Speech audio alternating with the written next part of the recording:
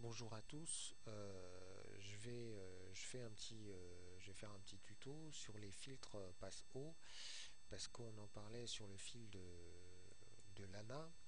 Alors qui est-ce qui en parlait? C'était PHG, voilà, qui disait que ça serait bien d'utiliser un filtre passe-haut sur la bête. Alors Marc lui a répondu, sauf que effectivement lui il fonctionne, il travaille sur Photoshop. Alors il faut savoir que GIMP utilise aussi les scripts passe-haut. Le seul souci c'est qu'il faut les télécharger.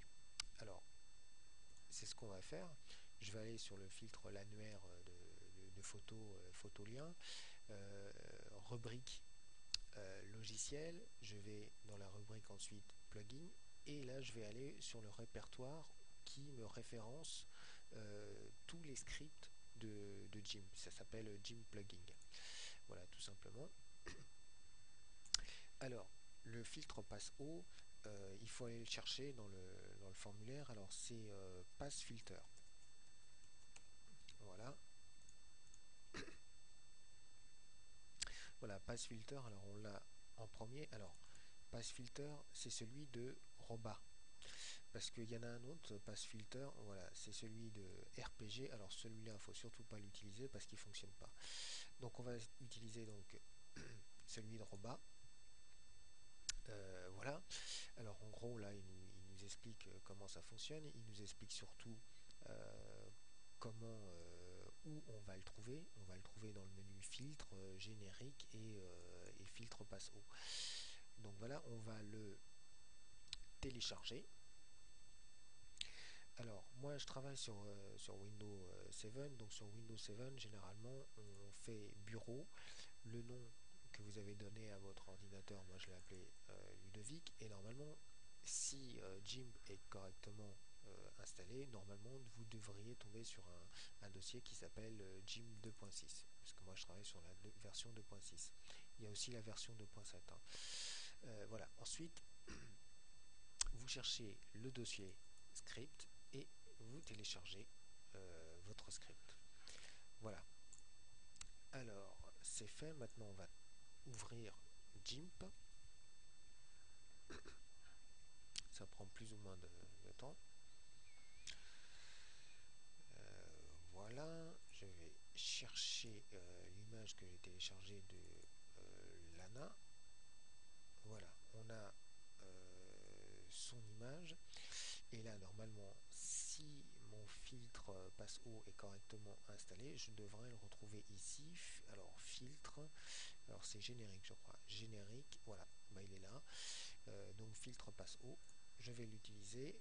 J'ai la boîte de dialogue qui est ici. Alors, on voit rayon du filtre, contraste.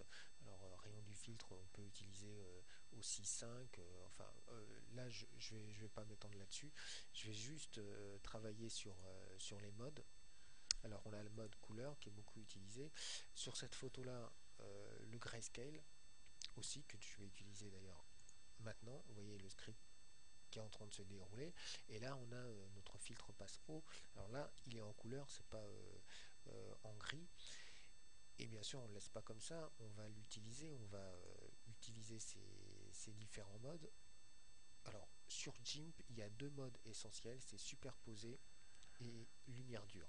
Lumière douce, c'est pareil qu'en fait superposé. Donc on va faire superposer, et là vous avez vu déjà l'effet. Alors après, évidemment au module, selon l'effet qu'on veut faire et tout ça, etc. On va essayer lumière dure. Normalement, ouais, voilà, donc là il y a un effet plus sur comment ça s'appelle, la pelouse et tout ça. Donc voilà, on a utilisé ce filtre là. Alors je vais revenir en arrière pour utiliser l'autre, le mode color, le mode couleur, je veux dire. Alors filtre générique, filtre passe haut. Voilà, alors là c'était le mode grayscale. On va utiliser la couleur, on valide, et là je me retrouve avec le filtre classique, c'est-à-dire le filtre en gris. Alors, je vais l'utiliser en mode superposé aux lumières dures. Alors, superposer. Voilà, ensuite on peut moduler selon. Là moi je vais le mettre au maximum pour qu'on voie bien sur la vidéo parce que je suis pas sûr qu'on voie bien. La lumière dure, là normalement il y a un effet sur, comment dirais-je, sur la pelouse. Voilà, alors on peut moduler, etc., etc. Normalement c'est vers les 50. Moi je vais l'utiliser à 100%. Et voilà, alors normalement c'est bon, on a utilisé le filtre passe haut. Sauf que dans le forum, PHG, lui, nous dit que lui, il voudrait l'utiliser uniquement sur une zone bien précise qui est sur la bête. Alors, comment on peut travailler sur une zone bien précise sur le GIMP? Eh bien, c'est très simple. On clique sur la vignette et on va faire un masque de calque. Alors, pour faire un masque de calque, je clique un clic droit sur ma souris et j'ajoute un masque de calque. Je vais choisir noir, j'ajoute et hop, mon masque de calque va s'ajouter. Alors là, ce qui est intéressant, c'est que en fait, tout ce masque noir a en fait éliminé tous les effets de mon filtre passe haut. Voilà, d'ailleurs, si je désactive ce masque, je fais CTRL et j'appuie sur la vignette, hop, voilà, je réactive mon filtre passe haut. Donc quand j'active mon filtre, mon masque de filtre, mon masque de calque, je désactive en fait le filtre passe haut. Donc ce qu'on veut faire nous, c'est travailler dans une région bien précise, c'est-à-dire sur la vache. Donc je vais utiliser un pinceau. Alors je vais d'ailleurs régler la taille du pinceau à peu près. Comme moi je travaille sur un fond noir, donc je vais utiliser la couleur blanche et sur toutes les régions où je vais passer, et ben ça va me permettre d'effectuer les effets de mon filtre passe haut.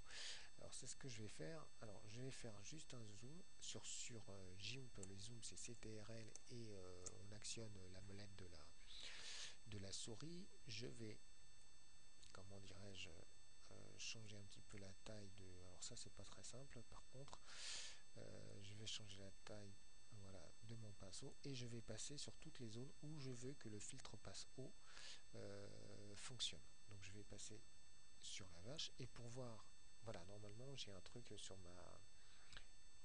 mon masque de calque et pour voir exactement ce que je fais, je vais actionner la touche Alt et j'actionne effectivement sur mon masque de calque et je vois exactement ce que je fais. Alors on peut même continuer. Là ça se passe bien, donc je vais désactiver ça, Alt, voilà.